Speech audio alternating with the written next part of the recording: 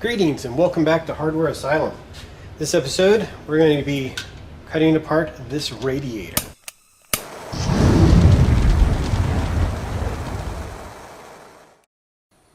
Alright, so we have this radiator here. It's been in the Hardware Asylum labs for about 4 years.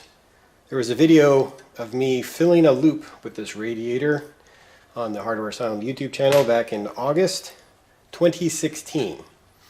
I did the review of this radiator in June of 2016, and once we put the hardline loop in the Core V51 mod, and I'll link all this stuff down in the show notes. When I put this in the Core V51 mod, it basically ran non-stop for 4 years. It made it into 2 different builds, 4 different LAN parties, and it got plugged up a couple of times with the opaque fluid, which is just kind of what happens. There's plenty of dust, as you can see. We have some staining up here where the coolant was, and that's just the dye. That's just what happens. But throughout its entire life, it has been run with the Thermaltake C1000 coolant, which is safe for mixed metals. I know, whatever. But it does have a lot of glycol in it, but not enough to damage the PET tubing. So there should not be any corrosion inside this radiator at all. So what we have here is a bench vise, I should say. We'll go and put this radiator in here. And then we're going to cut it with the handy dandy Sawzall. You've seen this before when we were cutting apart on the 2 container. I'm going to chuck that up with a metal cutting blade. And I believe what we'll do is we'll slice off the top and maybe through the middle and across the bottom. That way we can get a good look inside the radiator. We can check for corrosion, we can check for pluggage, and we can really see if an aluminum radiator can hold up in a DIY loop for 4 years.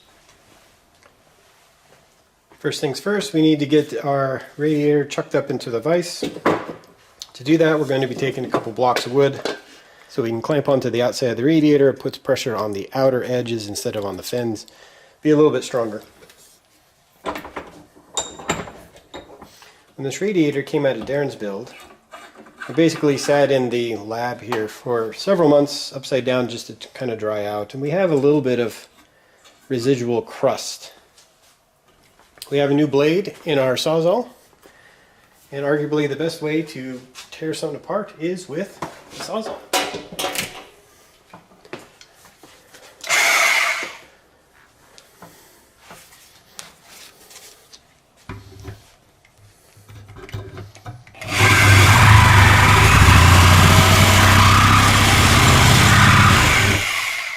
Oh.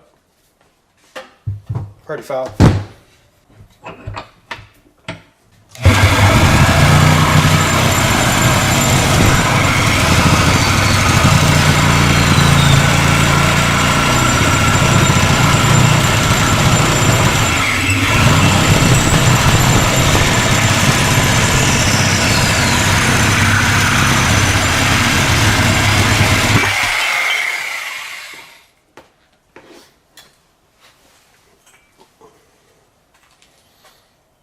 There we have it. Top of the radiator. It actually does not look that bad. It's a little rough, but casting marks aside, that's just what's going to happen. Top of the radiator. Again, really not that bad. And as you can see, the radiator itself around the tanks is pretty darn thick, so anywhere it's going to corrode is going to be inside one of these water channels. Speaking of water channel, maybe what we'll do is we'll cut it right there.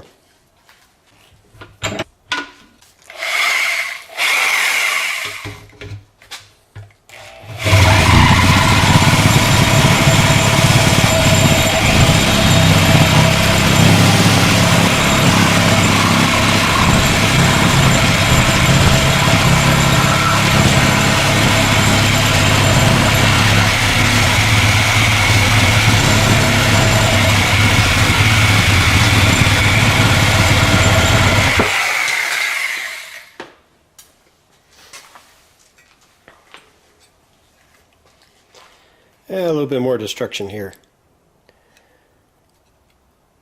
But as you can see, there's no signs of corrosion. And really, aside from the top, there's no signs of staining either. Alright, so the part that is really difficult to clean is basically the bottom of the radiator. I think we'll just go right here.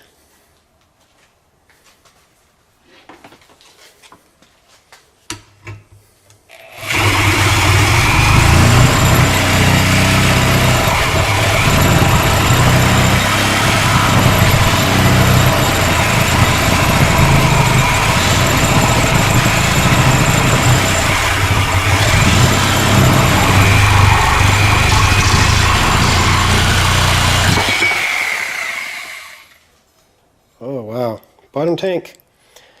This, you can see where they painted. It's gone in between. This is the part I was cutting through and it took a while. Did not aim very well. But that also means we have not gotten inside the tank, so let's cut this up.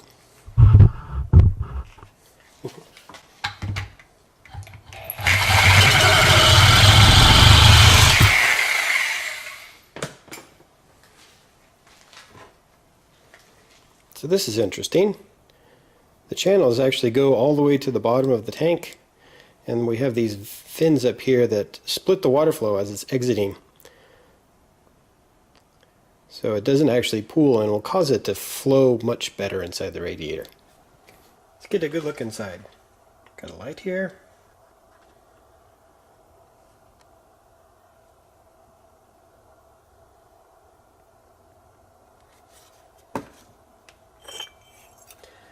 Dump out some of the junk from inside there. And what we're looking for here is pitting.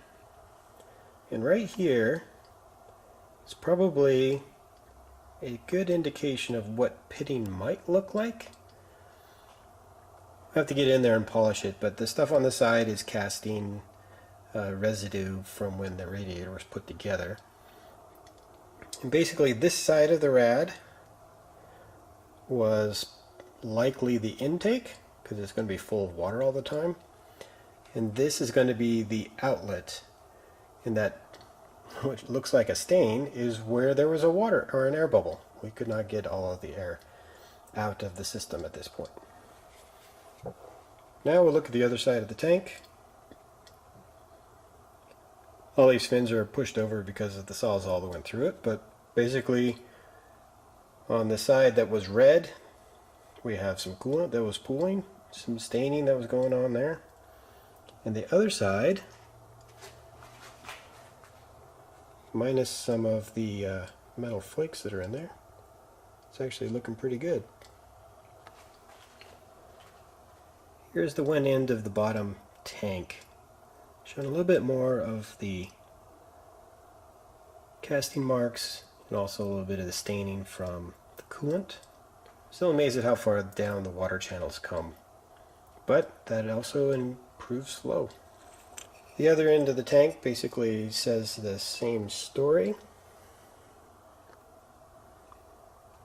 See if we can get some light in there so you can see a little better.